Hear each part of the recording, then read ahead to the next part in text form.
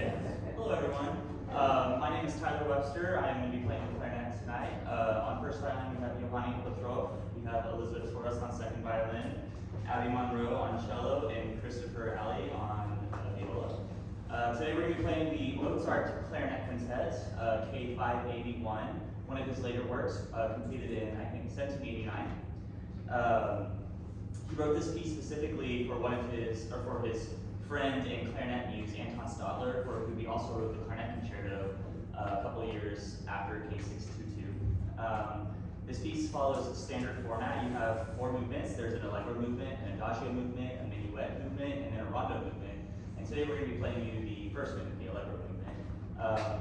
The movement follows your standard kind of classical format. You'll hear an exposition. We'll repeat that. You'll go to development and a recap. And it's a very lovely piece, known to be one of his greatest works. So I hope you enjoyed the performance. Thank you.